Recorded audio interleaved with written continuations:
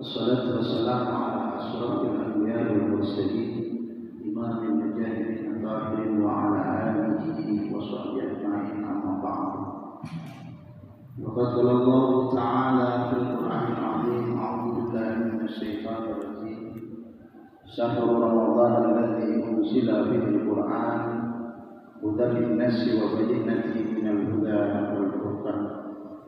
وقال رسول الله صلى الله عليه وسلم: Somu tasifu. Ma'asyiral muslimin, jamaah Masjid Permata Kalbu yang semoga puasanya, tarawihnya, qiraatul Qur'annya dan rangkaian ibadahnya diterima oleh Allah Subhanahu wa taala. Amin ya rabbal alamin.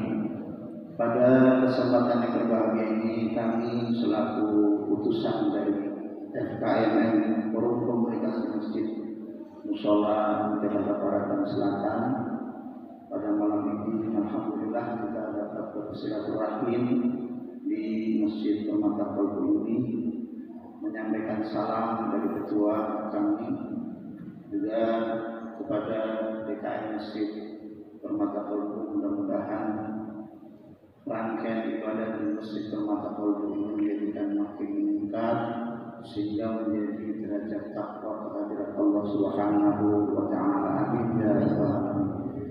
Juga kami berharap dan bermohon doa untuk kesehatan dari penasihat kami yang Mukarram Kiai Haji Bani Isa yang saat sekarang ini ada di rumah sakit TAP di daerah Jakarta Timur atau di Cawang. Mudah-mudahan hasil operasinya dilancarkan oleh Allah Subhanahu wa taala, diberikan kembali sehat seperti sedia kala dan bisa beraktivitas kembali seperti yang kita harapkan bersama. Hadirin jamaah yang semoga dimuliakan oleh Allah Subhanahu wa taala. Ramadan sudah kita lewati di fase yang pertama, yaitu 10 hari pertama sudah kita lewati, alhamdulillah, tanpa halangan yang ada. Walaupun ada masih kita bisa lalui. Mudah-mudahan rahmatlah sudah turun ke kita semua, baik pribadi, keluarga, terutama untuk bangsa dan negara kita yang menjadi pergana kualitatun jadi betul walaupun masalah muslimin jamaah semoga dimuliakan Allah. Nabi Shallallahu Alaihi Wasallam memesankan kepada kita lewat sabdanya, "Shaumu tasihu, puasalah niscaya engkau menjadi sehat." Jadi ada dalam sejarah orang yang puasa itu jadi sakit. Dalam sejarah justru orang yang kena penyakit mah, penyakit darah tinggi, kemudian diabetes, kalau di bawah puasa maka fisik dan jiwa serta raganya akan menjadi lebih sehat. Terutama dalam hal niat.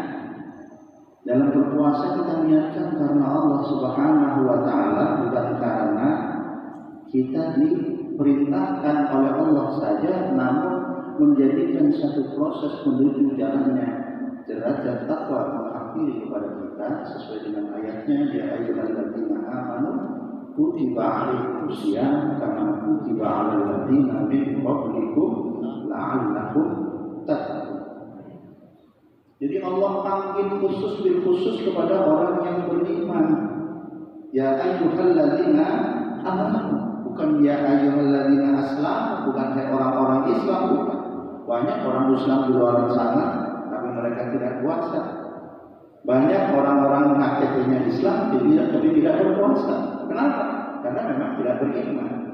Jadi orang-orang yang berimanlah yang akan menuju derajat takwa kehadirat Allah Subhanahu wa taala. Oleh karenanya mari sama-sama kita tingkatkan amal yang mulia kita di bulan Ramadan ini, di bulan Ramadan yang ditunggu-tunggu oleh umat Islam sedunia. Rugi sejuta kali rugi kalau kita sudah masuk di bulan suci Ramadan tapi hanya mendapati lapar dan dahaga saja. Quran yang 30 juz, 114 surat, 6.236 ayat tidak kita khatami. Padahal ada momen-momen tertentu di mana kita bisa mengkhatamkan dengan sistem. Satu waktu 2 juz, 2 lembar misalnya dalam satu hari, 5 waktu bisa khatam tuh 1 juz. Kalau sehari bisa menghatamkan 1 juz, maka 30 hari menjadi khatam Quran 30 juz 114 surat. Oleh karena yang dirahmati Allah, Bapak Ibu yang semoga puasanya diterima oleh Allah Subhanahu wa taala, mari kita sama-sama jadikan puasa tahun ini menjadi puasa yang terbaik dibandingkan puasa-puasa sebelumnya. Kalau tahun yang lalu kita nggak khatam, usahakan tahun ini bisa kita khatamkan Al-Quran. Syukur-syukur Mata Kopli mengadakan satu momen khatim Al-Quran, satu orang satu juz. Ketemu 30 orang, saat itu khatam 30 juz. Kapan waktunya? Saat buka puasa bersama misalnya. Panggil 30 orang untuk hadir di sini untuk menghatamkan 30 juz. Jangan sampai di bulan suci Ramadan ini tidak menghatamkan Al-Quran. Sayang, sejuta kali sayang. Karena apa? Satu huruf itu kita mendapati 10 kebaikan. Kita baca alif lam mim, maka kita mendapatkan 30 kebaikan. Nah, kalau berjuz-juz yang kita baca, bukan hanya kalau kita makan juz kurma, juz Al-Quran, tapi ada juz-juz yang lebih utama untuk menjadi suplemen, menjadikan derajat takwa kita kehadiran Allah Subhanahu wa taala. Hadirin yang dirahmati Allah, ada beberapa hal yang mestinya kita perhatikan dalam hal menjalani puasa di Ramadan tahun ini. Terutama sangat berbeda sekali. Kalau dulu kita sangat bebas masuk ke rumah-rumah Allah, ke masjid-masjid Allah. 2 tahun terakhir ini kita ada batasan, ada firqah, ada jarak di antara kita. Padahal kita dari rumah sudah suci, sudah bersih, sudah mandi dengan pakaiannya suci dan bersih. Namun ada semacam jarak. Bagaimana menyikapinya? Pada prinsipnya dalam dirahmati Allah, kita yakin bahwa yang namanya pandemi atau wabah yang kita pelajari di beberapa kitab, bahwa yang namanya wabah itu turun ke muka bumi dari Allah Subhanahu wa taala tidak akan melebihi dari 50 hari. Kalau saja ada wabah yang sampai bertahun-tahun, itu berarti bukan dari Allah. Berarti rekayasa atau merupakan proyek. Kenapa? Karena wabah yang biasa kita dengar di zaman Nabi, menurut kitab Tibun Nabawi bahwa dikatakan bahwa wabah itu tidak lama turun ke muka bumi ini kecuali hanya 50 hari. Selebihnya akan kembali normal seperti biasa. Dan wabah ini memang sudah tidak menakutkan. Bapak Ibu saudara sekalian dirahmati Allah, tidak menakutkan. Penyakit yang diderita oleh orang-orang yang sekarang disebut dengan COVID-19 atau Corona, mereka kalau tidak punya penyakit yang menawan tidak bakalan terjangkit secara anfal. Kalau dia ada penyakit tahunan atau bawaan, itu boleh jadi. Karena semua yang meninggal itu rata-rata usia di atas 50 tahun ke atas, yang sudah ada penyakit bawaan, baik itu darah tinggi, liver, diabetes, dan lain sebagainya. Bagaimana menyikapi hal itu? Kalau kita ingin terhindar dari penyakit seperti itu, laksanakan memang ini bulan suci Ramadan. Laksanakan puasa sekaligus sholat berjamaah, baik itu di kala asar, maghrib, isya, dan subuh. Karena kalau kita sholat asar berjamaah, kata Sayyidina Ali, dijamin orang tersebut akan diberikan daya dan kekuatan. La haula wala quwwata illa billahil aliyyil azim. Tidak akan diberikan penyakit menawan orang yang sholat asarnya berjamaah. Begitu pula orang yang sholat maghrib, orang yang maghribnya secara berjamaah, insya Allah dia akan terbentuk dan terjaga dari rumah tangga yang sakinah, mawaddah, warahmah.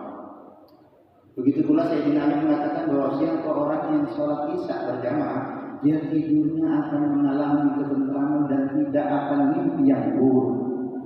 Tidak akan diberikan resah isya, tidurnya pulas, ayam, tenteram. Bahkan Nabi mengatakan bahwa asqalas sholati minal munafiqin sholatul isya wa sholatul fajr.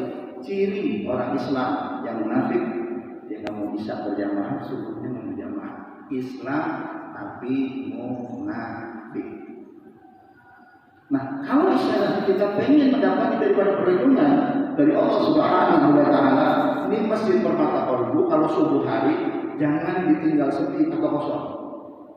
Nabi pesankan tadi bahwa ciri orang Islam yang munafik dia tak mau sholat isya dan subuh berjamaah.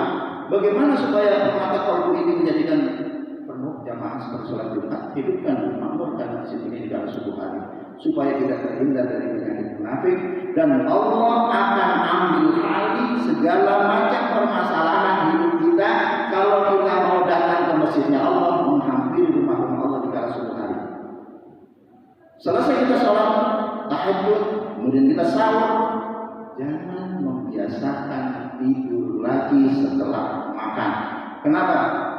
Kalau kita membiasakan makan setelah makan sahur kemudian kita tidur, yang terjadi adalah asam lambung kita naik, tenggorokan kita di kala siang hari seperti dicekek.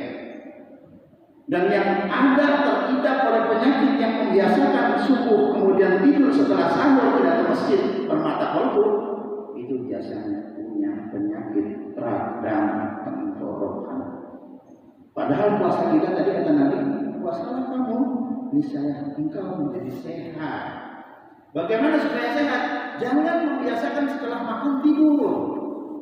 Karena saat perut kita, lambung kita sedang bekerja untuk mentransfusi makanan, dihantarkan oleh darah, dibantu oleh jantung, kemudian dibersihkan darah itu oleh ginjal. Bagaimana caranya supaya makanan itu terproduksi oleh perut kita supaya dalam keadaan seksama. Jangan kita dalam keadaan istirahat. Yang ada timbulnya tadi asam lambung naik, tenggorokan kita jadi radang. Ini banyak terjadi di kalangan anak-anak muda dan terutama yang sudah tua renta, artinya umum. Biasakan selepas sahur, langkahkan kaki kita dari rumah-rumah kita menuju ke masjid perkantoran dan kita makmurkan, kita tampilkan masjid ini sehingga Ramadan ini bisa lebih baik dan lebih bagus dari Ramadan sebelumnya.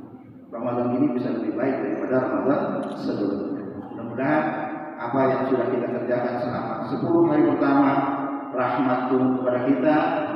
Kemudian 10 hari kedua, rahmat maghfirah, ya, ampunan dari Allah Subhanahu wa Ta'ala menghampiri, dan semoga di 10 terakhir nanti kita akan terbebas dari siksa api neraka. Mudah-mudahan kita bisa meningkatkan amal ibadah kita, baik menghatamkan Al-Quran, tarawih kita kerjakan sampai 29 atau 30 hari, kemudian kita makmurkan masjid dengan sholat zuhur berjamaah, karena dengan sholat zuhur berjamaah ketinggalan zuhur berjamaah itu rezeki kita menjadi berkah. Rezeki kita akan menjadi berkah. Jangan harap kalau kita kerja pagi, siang, sore, malam, bahkan sampai lembur, sampai pulang-pulang 30 lebaran, pulang-pulang kayak Pak Toyib. Tapi tidak ada keberkahan. Penyebabnya adalah sholat zuhurnya tidak berjamaah. Mumpung kesempatan ada Ramadan di tahun ini dan kita masih sehat, mari sama-sama kita makmurkan dan hidupkan di bulan Ramadan ini menjadi Ramadan yang terbaik. Kita sholat zuhur, asar, maghrib, isya dan subuh berjamaah sehingga kita terhindar dari penyakit-penyakit yang menghampiri kita, sekaligus keberkahan dalam rezeki kita, rumah tangga kita makin sakinah mawaddah warahmah, dan tidur kita jadi tenang sehingga umur kita jadi panjang untuk beribadah kepada Allah Subhanahu wa Ta'ala. Mudah-mudahan kita diberikan umur panjang bisa bertemu dengan Ramadan yang akan datang. Demikian, lebih kurang maaf apabila ada kata yang kamu kenal, maaf. Mudah-mudahan pengurus masjid DKM Permata Kolbu diberikan kekuatan lahir maupun batin untuk mengisi dan memamurkan serta menakmirkan masjid Permata Kolbu ini.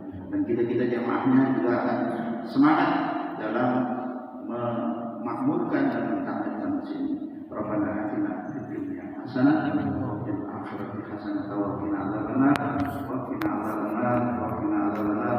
Sallallahu alaihi wasallam. Assalamualaikum warahmatullahi wabarakatuh.